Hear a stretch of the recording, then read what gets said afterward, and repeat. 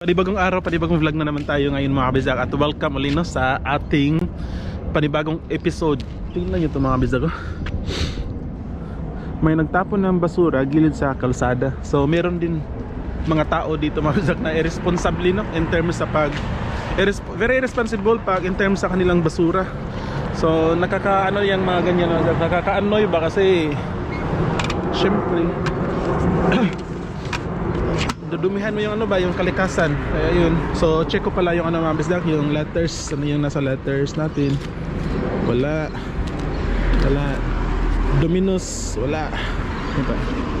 Punto to sa basura mga bisdak. So yung proper, pag mayroon kang ganito, tapon natin sa basura mga bisdak, diba?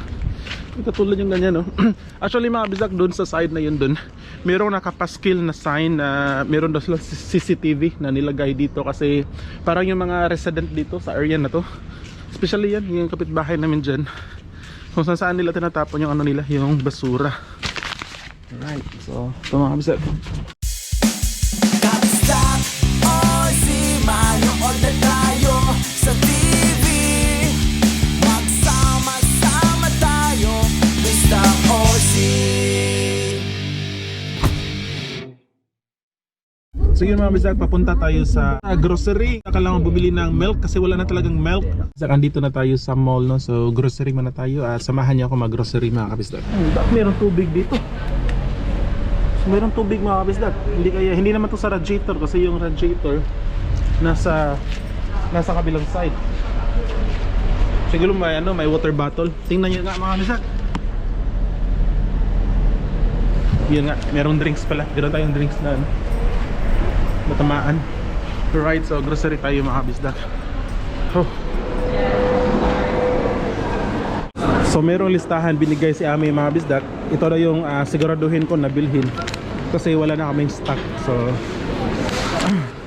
right, Woolworths mga kabisdak, yung paborito nating grocery. Kuhanin tayo nitong mandarin mga kabisdak, $2.50 yung isang bag. Alright, gusto ko na yung bumili nito mga bisdak, $2.90 yung isang kilo. So ito, bili tayo nito. Alright, magkano kaya ito? Timbangin natin. 2 kilo. Kuha tayo nito. Onions. Alright, okay. Check natin kung meron tayong pwedeng bilhin dito sa seafood area mga kabisdak. Manok. Gusto kong bumili ng manok pero doon sa labas. Ito. Salmon. Bili tayo ng salmon fins mga kabisdak. 2 kilo. 2 kilo. Sorry, 1 kilo but 2 bags. Yeah, 2 kilo. In separate bag. Thank you.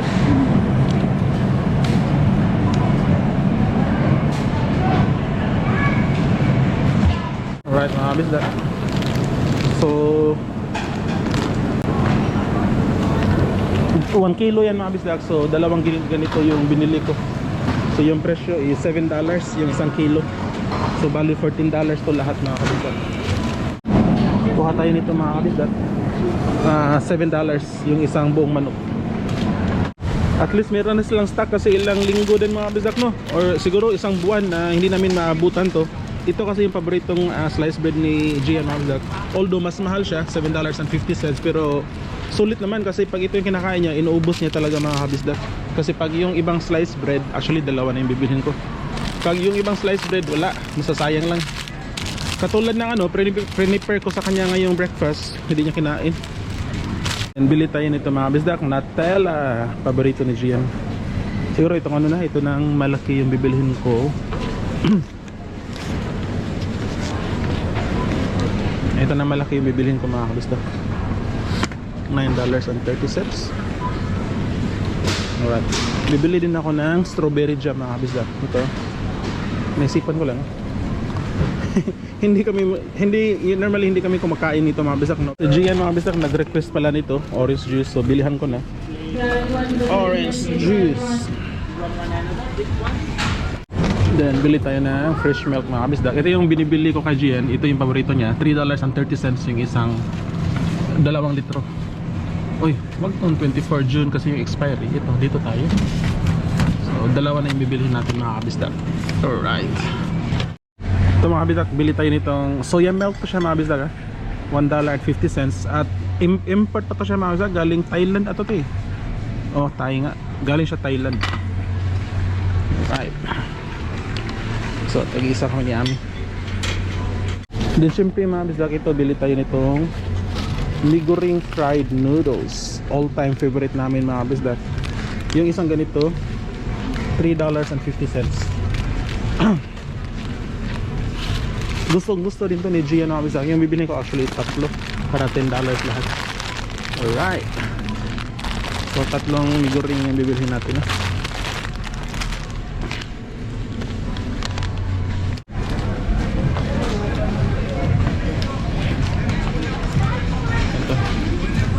Bili tayo ng mga canned goods na tag 90 cents lang.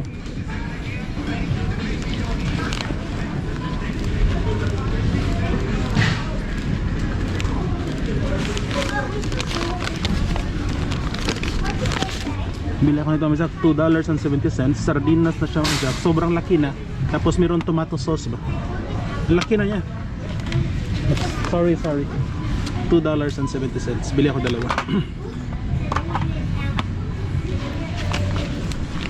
Bili tayo nitong tissue mga kabisdak. Buti na lang meron silang stock ngayon, no? Itong tissue kasi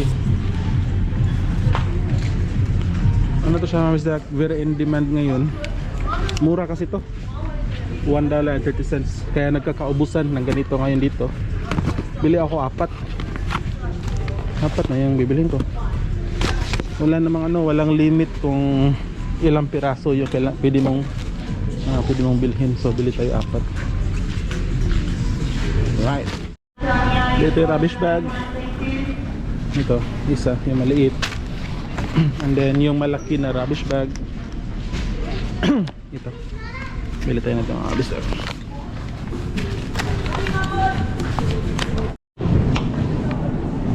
Grabe, ang mahal pala ng itlog ngayon. Dati mga bisak, $3 lang to something. Ngayon $4.20 na. Bili tayo itong hotdog, $2.65. Ito, yung home brand na hotdog. Actually, Frankfurt siya.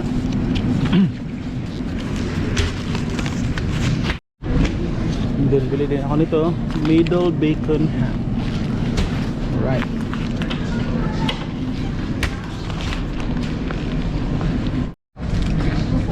Munti ko pa makalimutan namin yung dishwashing liquid. Buti lang, nabasa ko itong listahan ni Ami. Ano kasi wala na kaming, dapat mura lang, mahal naman ito. Wala na kaming doon, dishwashing liquid. Pero sobrang mahal, $4.50. Ito, $1.90. Bili ako isa nito. Tsaka isa, itong $1.20, yung home brand na dishwashing liquid. Ito nga bisa, kuha tayo $7.70. Grabe, mahal dati, $7 lang to. Nag-increase na talaga yung mga bizak, no? Yung cost of living ba? Kahit saan, Pinas, Australia, Amerika.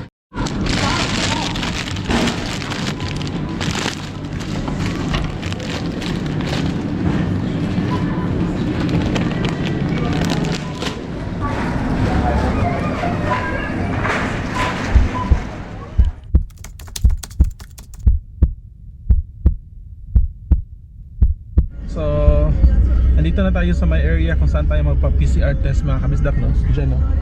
So yan, pupunta tayo dyan. So hopefully negative yung resulta natin mga kabisdak. Yan yung COVID testing center. Drive-thru lang siya mga kabisdak. So bali, yung mga sasakyan, nagpapatest yan sila mga kabisdak. So daan tayo dyan. So yun.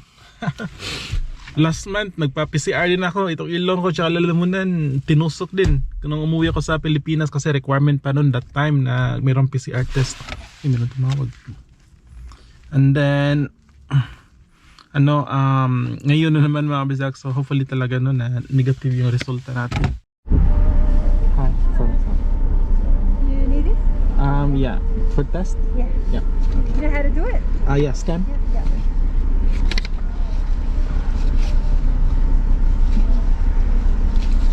So kailangan natin i-scan to mga bisag. Merong code. So scan natin to siya. And then yun mga kabisdak, enter mo lang yung details mo dito for testing close contact. Okay. Here. Thank you. Open your mouth.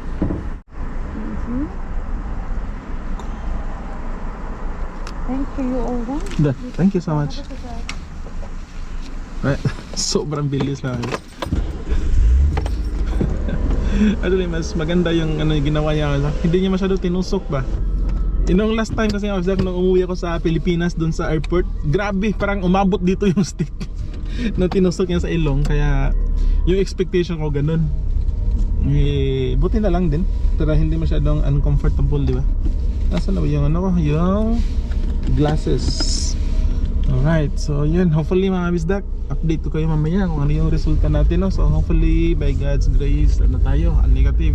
Kung positive man, that's okay mga bisdak, wala namang gusto, no? So magpapahinga na lang kami and then mag-recover soon. Inom na maraming tubig, fruits, at yun, pahinga lang talaga, pahinga lang. Nandito na ako sa bahay mga kabisdak, ano na ngayon, lunchtime, almost 1 PM na. So nagluluto ako ng ulam namin mga kabisdak, salmon fish. So yan, doon si Gia at mga kabisdak si Ami. Yun nga no, nagpositive silang dalawa, ako negative naman. For now, so hintayin natin yung resulta ng PCR ko. Pero sa rat test, 3 beses ako nag-rat, negative naman. So let's see kung positive ba. Kasi minsan false result yung sa rat test.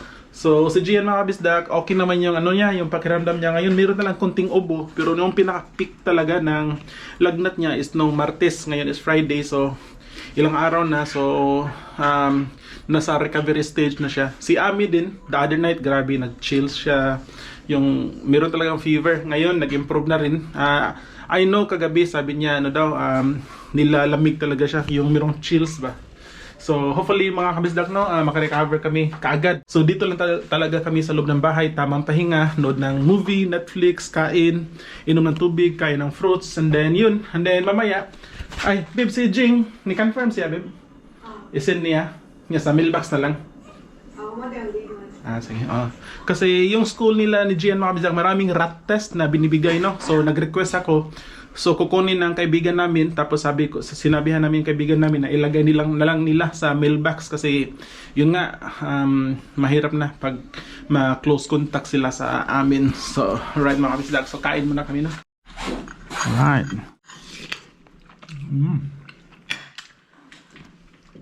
So ito yung lunch namin mga kabisdak. Ito.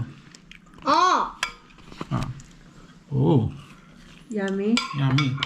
Yeah, you eat more watermelon because the watermelon will help your good soldier to fight the bad virus. Okay? So napakaswerte namin mga kabisdak, no, kasi binigyan kami ng school ni Gian na napakaraming rat test mga kabisdak. You know, babe, ilang kit yung laman ng isang envelope? 4, no? So kung 4, meron 3 envelope, so meron kaming 12 na rat kit. So yung gagawin ko, gusto ko mag-test ulit mga kabisdak, no, kasi kahapon 3 times ako nag-check, puro negative.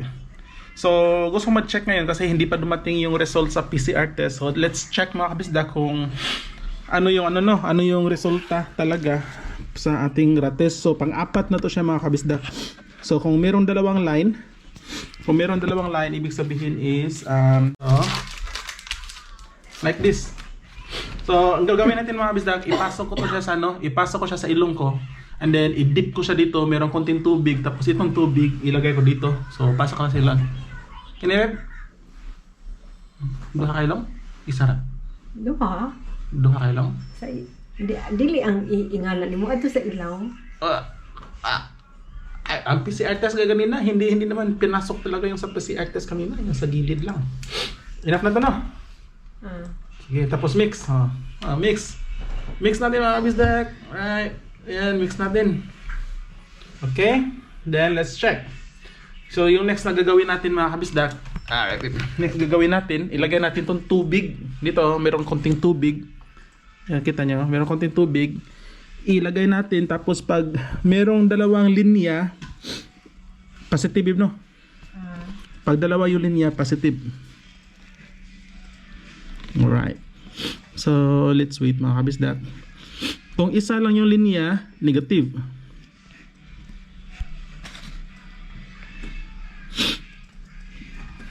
Oh, negative lagi ko, babe. Negative jud ko sa rat test. Walang linya kasi dapat may linya sa letter T. Ito mga kabisdak ko. Kita nyo may letter T. Dapat may linya dyan para isa sa sign na pwede ka mag-positive. Pero for now, wala pa. Wala talaga eh. Negative talaga ako sa rat test. Ah, merong linya, babe. Oh, merong linya ng ano. Dalawa. Hindi siya masyadong klaro pero dalawa yung linya. Positive nga ako. First time ko nag-positive mga kabisdak sa rat test. You know, dalawa. Dalawa na, babe. Kahapon wala eh. Kasi kahapon mga kabisdak wala. Ito, dalawa yung linya. Klarong-klaro. So, clarify ko lang mga kabisdak ha. Ano na ngayon? Alas 3 ng hapon. So, first time ko nag-positive sa rat test kasi kahapon 3 beses ako na-check, negative talaga. So, ngayon nga, siguro nakapasok na yung virus, no? Sa yung COVID sa katawan ko kasi kami lang naman dito sa bahay. So, okay lang mga bisdak, self-isolate kami. 7 days dito lang sa bahay. Meron na kami mga stocks, mga grocery. So, good for ilang days to. And then, tawag nito mga bisdak, yung additional na grocery namin, magpa-deliver na lang kami online kasi yun naman yung maganda dito, merong delivery online, no? So yun, enjoy na lang namin to kasi wala na kami magagawa. Yung importante din talaga mga bisdak, kasi yung na-feel ko mga bisdak, sumakit yung lalamunan ko this morning. And then aside from that, yung shortness of breath lang, and then kagaya ngayon, merong shortness of breath. So, and then yun si Ami, umubo. And then, tawag dito mga bisdak, mamaya, yung ayaw ko, yung mamaya mag-chills ka sa tuwing gabi. So hopefully hindi kami mag-chills, no, yung sobrang lamig ba, napakiramdam. Kasi si Gian, wala naman mga bisdak, pati yung ubo niya, it's getting better na, no, yung hindi na siya masyadong umuubo. So, let's see, hopefully talaga maka-recover kami soon. Pila mong pero nandito sa office? $4? Nagbayad ko $4. Para sa donation. Ano sa'yo ang donation? Katong murag donation drive ka na namaligya og mga brownies nga bubayad ka. Nga i-donate to sa ambot sa ganito. Nakalimot ko sa mga foundation. The next day.